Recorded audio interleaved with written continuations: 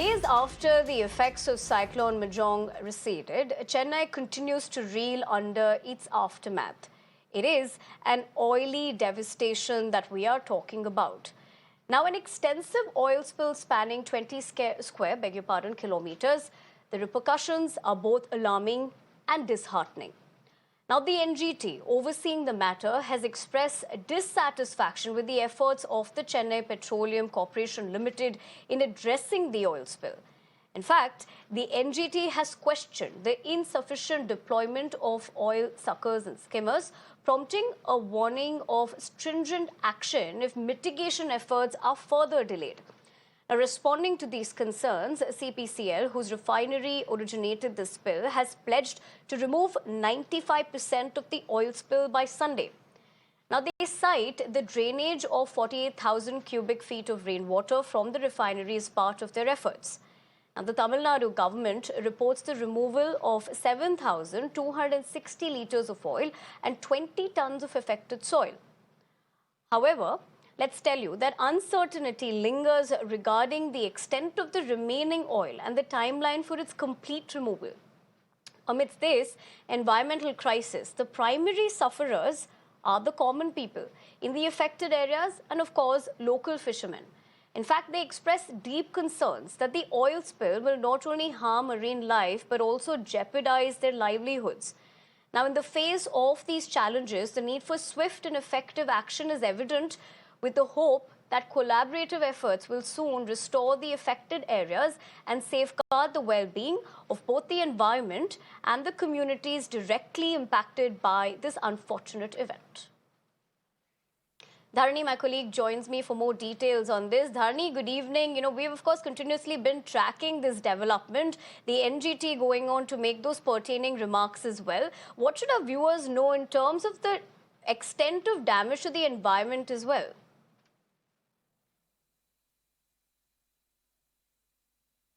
Well, the mitigation work is currently underway, and the government has told that 4 gully sucker machines have been deployed to suck the oil from the water surface, and one oil skimmer machine has also been deployed to extract oil from the creek. So the government is also planning to bringing in 4 more oil skimmers, to further speed up the process. Of course, as far as the villages close to Ennur, are concerned, the people are still in fear.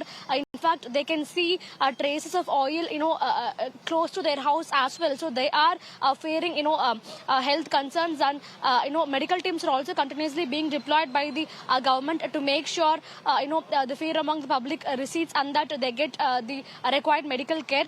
So as far as the mitigation work is concerned, almost 75 boats and 300, personnel, they've been deployed to make sure this oil is cleared as soon as possible. And in fact, the National Green Tribunal is also keeping a very straight eye on the Tamil Nadu government. In fact, they are in constant communication with the Pollution Control Board and the Tamil Nadu government, to make sure the oil is clean both in creek and in the water surface, as soon as possible. And teams from the Tamil Nadu Forest Department, the Pollution Control Board, and the Environment Department, all these 3 departments, they are, the special teams have been deployed from all these 3 departments. They are and they are continuously monitoring the situation. So by all likelihood, by Sunday, that is after 2 days, we can expect 90 to 95% of the spilled oil to be removed, is what officials are telling us. So the works are on full swing, and the National Green Tribunal has also warned the government to speed up the mitigation work as soon as possible. And the government has responded that they will be finishing up almost 95% of the work by the coming Sunday. Right, Dharani. I appreciate you getting us the latest as far as what the NGT has said, what the government is doing, and also the on-ground situation, which ultimately is affecting citizens well. I appreciate you getting us all those inputs. We leave it at that, but to understand the larger consequences as well, let me go across to my guests who joined me this evening. Krishan Mitru, consultant, disaster management and environmentalist; Joseph Hoover, environmentalist. Thank you very much, both of you, for taking the time out and joining us here on Mirror Now.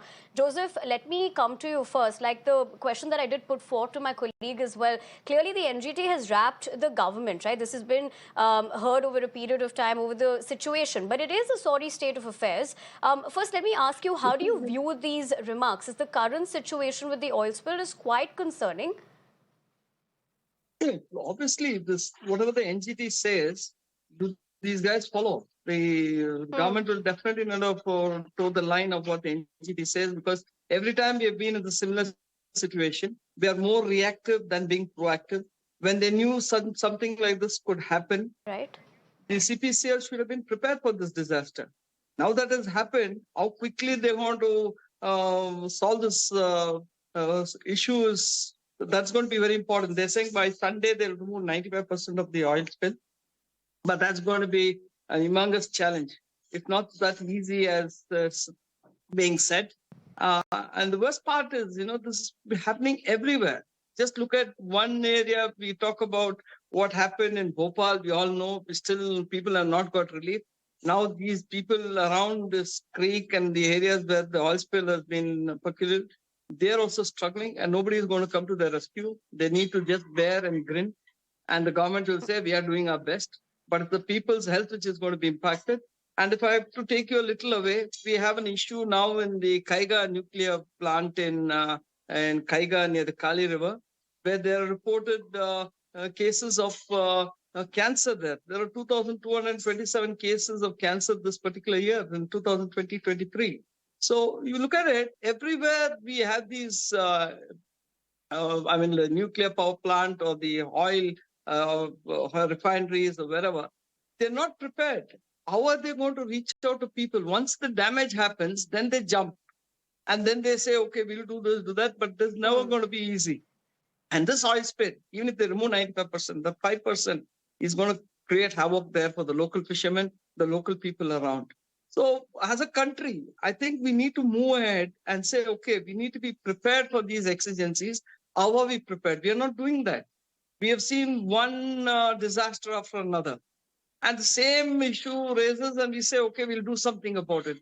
But we are not prepared. This is something that we need to as a country, because we are a country of 1.4 billion people, and we have the intellectual property. We are the best in the world. We have the resources. We have everything, but we are not putting this together to be better prepared for these kind of disasters and exigencies. And this is very disturbing. That when these companies set up their industries or whatever, they need to also be worried about what will happen to people around them. You look at the nuclear plant in Tamil Nadu also. There was a lot of Angama there saying, no, they still went ahead. NTPC went ahead and did that. And same thing in Kaiga now in near Karwar, where the Kali River is also contaminated. People who are drinking water there or bathing in that are becoming cancer patients.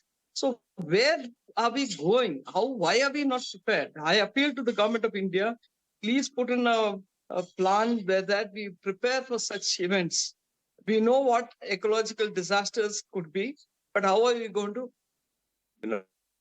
reach out and set this right? So we need to be better prepared. This is something that has always been hurting.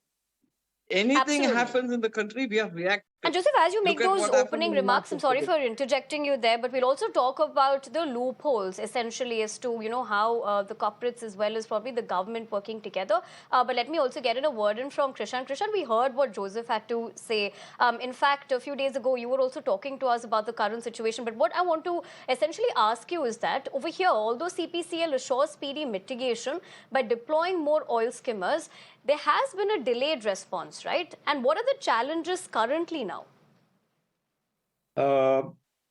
Challenges current. First, I'll go over to the delayed response. You see, this is pure and simple lethargy. Okay.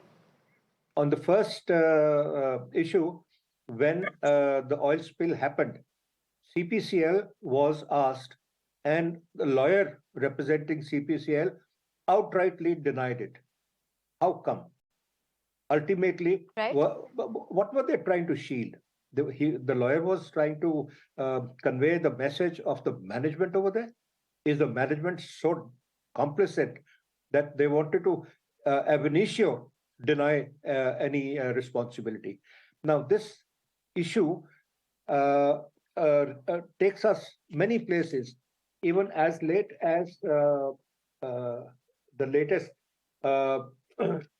the environmental fossil phase out in COP28 meeting in Dubai. They have said polluters pay. I would react to that CPCL has somehow tried to evade the environmental pollution that they have created. Number one, did they take environmental clearance of the factory, of the unit, of their facility? It seems they may not have taken that, because if they had taken that, they would have had to set up a system to cater for any disaster, any likely disaster that happened. I will go a little into the background of it. You see, pre-1990s, our country was disasters were handled by the Ministry of Agriculture. When we primarily had earthquakes and droughts. So Ministry of Agriculture used to manage both of them, as we were primarily an agricultural company at that country at that time. So we were reactive to any disaster. Just now, like my friend Joseph has said, that we are proactive. For that reason, in end of 1990s, the government thought of doing a study on disaster and disaster management. Mr. K.C. Pant was assigned the job of doing a high-powered committee on disasters and their management in the country. They came out with a book on high-powered committee, and one of the recommendations was to form a disaster management law. In 2005, Disaster Management Act was a fallout of that committee. Now, there are a lot of things said in that, but again, I will stand by with Joseph just now, what he said, that repeatedly all kinds of disasters happen in our country, but we refuse to learn. We are still reactive. We are not proactive. We have to be prepared. I would also hold the Disaster Management Committee of the state who have maybe ignored industrial township, which has more than 37 big and small industries in the area surrounding CPCL. And how come they did not have their emergency contingency plans? And how come there was a regular spill from this facility? The locals have complained that there have been regular spills and nothing is being done about it. The oil is just allowed to flow into that river, this affects only the local people. It does not affect the bureaucrats. It does not affect the politicians who sit in air-conditioned rooms and in safe havens. People are getting affected with skin diseases, with breathing problems, with fever, etc., and all kind of ailments they're suffering with. The president of the local fishermen's organization, cooperative, Mr. Sinwas, he has raised a red card on the government. But we have to see how much effect will this government would take to correct all this, because this is a regular feature. And I would suggest that all the coastal towns, which have a lot of oils oil functions to deal with, like even the ships colliding in close to the harbors. It has happened in Chennai. It has happened other places also. All the coastal areas where there is a ship movement, where there is a environmental concern, we must have these emergency equipment, especially the suckers and the tubes which they spread to contain the oil within a certain area, within a limited area. That must be made available. Unlike in Chennai this time that we have seen, that suckers were not available, sufficient suckers were not available. And they are even now being acquired. Then we come to environmental clearance. We have also seen very recently in Uttarakhand, when the tunnel collapsed, why the environmental clearance in that stretch was bypassed was because that was a stretch of 100 kilometers highway to connect the Char Dham Yatra. Now, for 100 kilometers yatra. All right, so Krishan, I have to interject you there, but obviously, you have raised some significant points in the way that you've seen, and I'll come back to you as far as that is concerned. But that also raises questions about what gaps. This is, of course, to Joseph. Joseph, what gaps in existing environmental policies and regulations may have contributed to this incident? And how can these frameworks, in your opinion, be strengthened to prevent future occurrences? Yeah, as Mr. Krishnan said, definitely the environment clearance is never taken in these kind of instances because they're all so powerful and they're all inclined towards the government. So they think that they can do whatever they want. We have seen any number of cases where this environment clearance is never taken.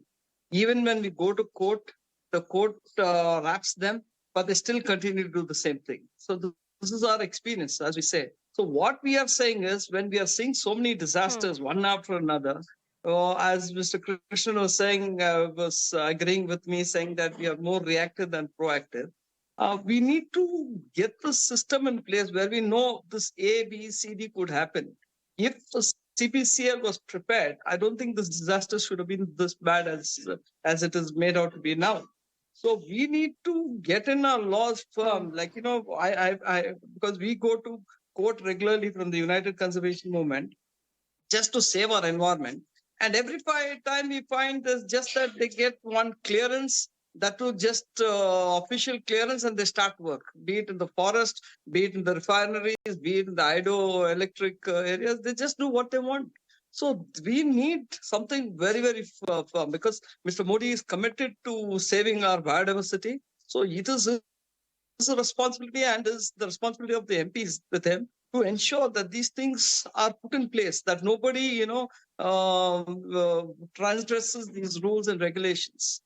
And now what we are facing today is, unfortunately, all the regulations are being diluted. If you look at it, the environmental clearance thing also is being diluted now. The forest clearance, they don't want it anymore. The even Wildlife Act has been Biodiversity Act has been, diluted. So things are becoming easier for these kind of industries to come and do what they want to do. And these kind of disasters are going to be multiple times more than what we are seeing in the recent past. So what I see for the future is that it's going to be more disastrous. So we appeal to the government to reconsider all these amendments to their bills, all the environmental bills, and see that we cannot transgress these. We cannot dilute them. This is something that we appeal to the government because we want to work with the government for the sake of the people of this country because we need to be a progressive country. And these kind of issues are always impacting us. We are progressing and there's a disaster. More money is spent on that to, rectify things or please people. So this has to stop. We need to be firm. This cannot be done. Yes, this rule has to be there. So this is something that we appeal to the government. Please consider having stringent rules. Everybody, every company, whoever they are, private or they are from the government agencies, they need to have the environment clearance. They have to have the environmental impact assessment done.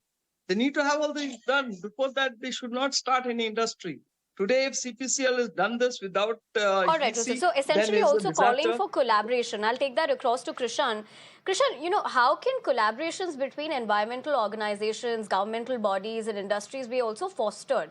This is now to ensure, of course, collective and effective response to oil spills, but with a focus on prevention as well. You see, I would not limit myself to only oil spills. There are many other disasters, earthquake, etc., tunnel collapse, all kinds of the dam breach, etc. Not many things. But here, I would recall after Modi ji took over, I was very optimistic that things will be heard. So in July of 2014, I wrote a personal letter to him requesting him to form a ministry for disasters and emergencies. Our neighboring country, Pakistan has it, Sri Lanka has it, Bangladesh has it, Nepal has it, Myanmar has it. India does not have it. We rely upon the revenue department.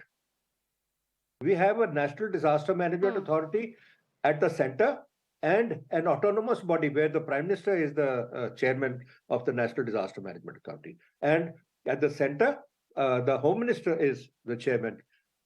We have the National Disaster Management Institute. We have a host of organizations. Only if we can put them all under one head in one ministry, where we require the police, the medical, the environment, everybody together. Unless we do that, we will all be working in airtight compartments. We will never join hands, and we will always remain reactive rather than proactive. All right. Okay. As you, of course, talk about that situation where we should have been more proactive, and that is, of course, the need of the hour. But considering we're talking about several instances that have happened, Joseph, let me ask you this. Are there global examples of successful oil spill management in densely populated coastal regions that Chennai probably could draw also inspiration from or incorporate into its response strategy per se? Yeah, definitely. Because if you look at it, all the coastal areas around the world, you see they're all prepared for this. When there are oil spills, they immediately get into the act. Yes, it takes time. It takes a lot of effort, but they're prepared for it. If there's, as Mr. Petro said, there is we lack coordination, but they have coordination there. Every department is working towards one goal. Here, as he said, I'm experiencing this because we find each one doing whatever they want to do without a coordinated effort. So this is something that the other countries are prepared. They coordinate. And when there is an event, eventuality of a oil spill or an earthquake or whatever, they're all cohesive and they work towards that purpose. They come together. But unfortunately, it does not happen in India. So if you're talking about are other countries prepared? Yes, they're better prepared. As Mr. Krishnan said, that you look at Pakistan as, Nepal as, smaller countries like even Sri Lanka have. Why aren't we? And that he has done such a great thing by writing to our Prime Minister, asking for a disaster thing. But unfortunately, it has not happened. I think it's now time for the Prime Minister to rethink, consider this gentleman's request, and get a ministry in place, because India is heading for more disasters because the way we have been demolishing Joseph, although you are making those pertaining remarks, I have to ask my producer to check your audio connection because we're running into some trouble with that. But you're absolutely right with the fact that Krishan, of course, has that effort as well, which, Krishan, I'll come back to you as far as that is concerned. In terms of recommendation to enhance the efficiency of emergency response systems in dealing with environmental disasters, what is your take on that essentially for viewers also to better understand this? Okay, I'll just check. You see, basically, there is nobody responsible for anything that happens. We have to make the bureaucrats accountable to whatever happens, because a politician's term is only 5 years, one term. After that, whether he'll come or no, we don't know. It is the bureaucrat who basically runs the government, who basically runs the state and the center. Now, it is they who have to be made responsible. Have you ever seen any serving bureaucrat coming and discussing like this what we are talking about? No. Our talking goes over the heads. It is not given any due cognizance. It is the bureaucrats who should come and be answerable to the public. In Gujarat, that Morni bridge collapsed. Nothing happened. Ultimately, the deputy commissioner of that area was blamed. There are a lot of stories to it. We feel disgusted, like just now Joseph also was saying, we feel disgusted talking over these subjects over and over again and seeing that even the next time when a disaster happens, there has been a blank. Today, the suckers are not available. Suckers are still, you are a coastal town, you are a coastal state, you don't have the suckers ready, you don't expect any spillage. This is supposed to be an oil spill larger than when in 2017 the ships collapsed and there was an oil spill on Chennai coast. This oil spill is supposed to be larger than that. We have not learned anything from 2017. State government should be made to answer to the reply. Every state, every district has a disaster management authority. They are supposed to have their plans, disaster management policy and plans ready? Do they have it? Are they implementing it? Are they practicing it? Are they equipped for it? They are not. That's why we are having this repeated losses of property, environment, and people who are getting sick again and again. I think it is shameful. Absolutely, I feel which is a sorry state of affairs. Right, Krishan. As you're pointing that out, ultimately it is the common man that continues to suffer, and we'll also probably play out that graphics in terms of health issues that people are facing. But Joseph, coming back to you, what potential long-term effects do you foresee on the coastal ecosystem as a result of this oil spill? See, there's a natural course which happens. Nature takes care of it. But we need to ensure that we remove most of the spill. But as a process happens, naturally the oil spill gets diluted and gets to a certain area where they can suck it out. So it will have a long-term effect on the fish out there. The stock of the fish there is going to definitely impact the local fishermen because it's going to hurt their purse. I mean, it's already hurting their health. Where are they going to have the money to go to the doctor to get some medicine, to get some thing done? So this is going to have a long term, in the sense, like, in roughly, if I put a time frame, I would say take at least 2 months before all the oil is diluted in the waters. But until then, who's going to bear the consequences? It is the fishermen and the local people there. Now, if I have to just go back to one incident, I was referring to Kaiga, nuclear plant in Karnataka. Yeah. We've been asking the government not to even augment the resources there. They want to put two more plants there. We've been saying this is already impacting people, and the river is affected, it's contaminated. People are suffering because of this, and this has been happening for the last few years, or a decade at least. So 3 years ago, we had appealed to them saying that please do not do that because it's impacting not just the people, it is impacting environment, the flora and fauna of the forest. We are seeing what's happening there. So when we are seeing what's happening and the government knows what's being happening out there, we still continue to do what we are doing because we want money. We talk about GDP, we talk about being 5 trillion. But without the people, what's the use of having a 5 trillion or 10 trillion economy? We are appealing to the government. Please understand, do not play with nature. We are already destroyed our forests. Do not get into this kind of mode. We're saying that we need economic GDP. Ecological GDP is much, much greater, much, much more impact for our human beings. So this is something that the government needs to do. So this is something, as Mr. Krishnan was saying, we are disgusted, devastated by what is happening over and over again.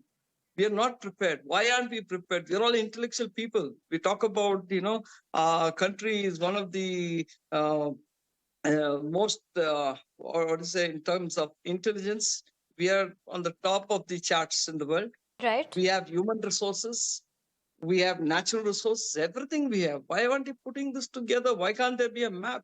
And as Mr. Krishnan has been doing, he has appealed to the government. I think it's time that all of us join hands with him and appeal to the government again. Please do something before it gets worse, because it's going to get worse. I'm telling you, I'm not a naysayer. Right, Joseph. I'm going to interject you there because with the fact that, of course, you're foreseeing the fact that if we don't combat it the right way, then, of course, things would get worse for us. And that is, of course, a worrying situation. But, Krishan, I would want to draw your attention to the point that we were discussing earlier as well, which will play the graphics of where the CPCL first denied in terms of the entire incident. And you spoke about what the lawyer was also stating. In such a case, what is the loophole in a legal framework over here?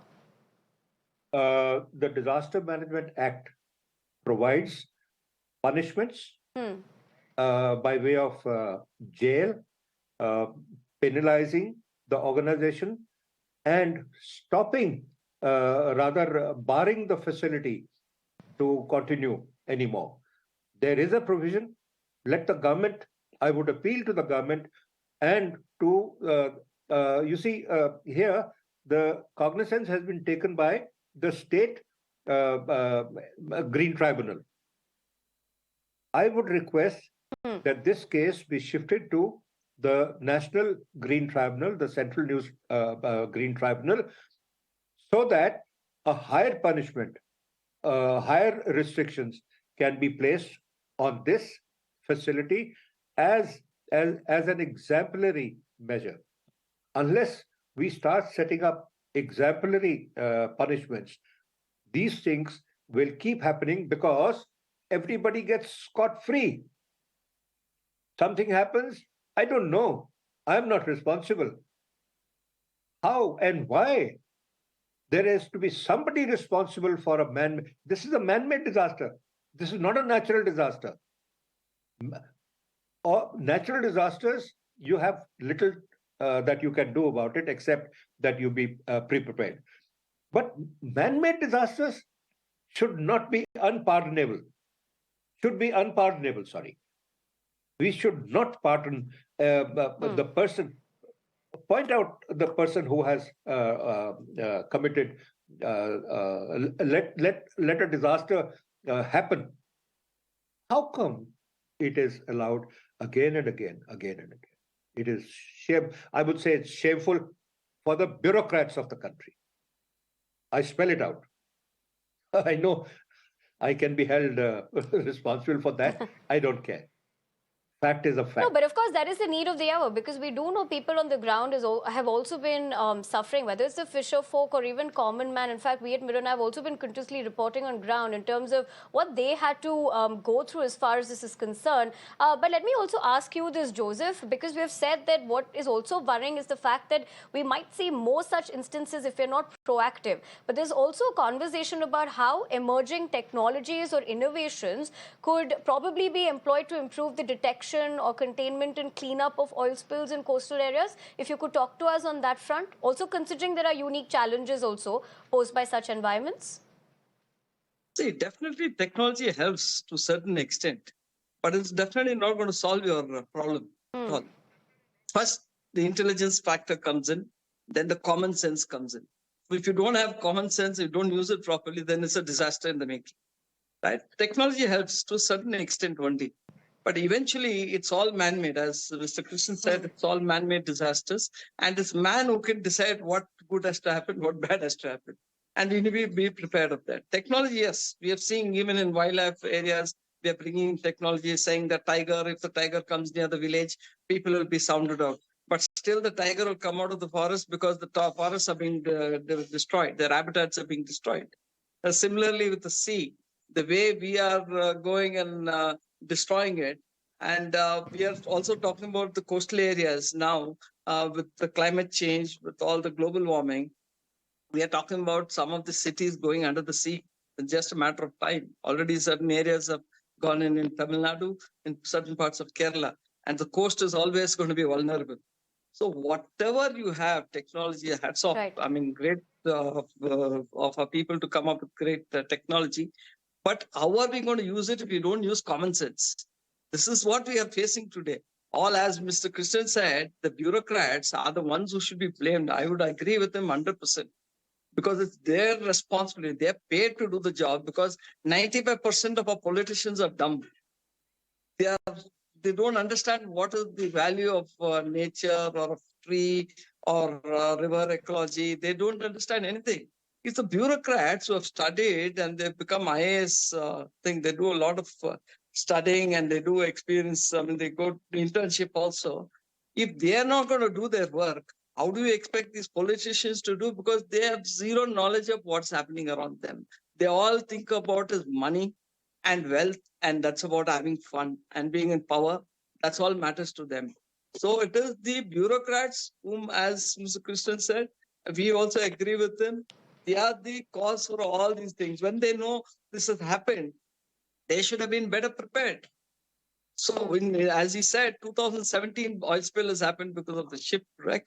And now, if they don't have a system in place, Essentially, that nothing shows has where been our learned from bureaucracy is. previous instances, and a system has to be put in place, recognize the loopholes, get together the challenges, and of course, get a collaborative measure to ensure that neither the environment or citizens are suffering. But on that note, I want to thank you, Joseph, as well as Krishan. I appreciate both of you joining us on the broadcast, sharing with us your insights, and also drawing things into perspective for our viewers. We leave the conversation at that. We're slipping a quick break here on News at 7. More news on the other side. Stay with us. We're going to be right back.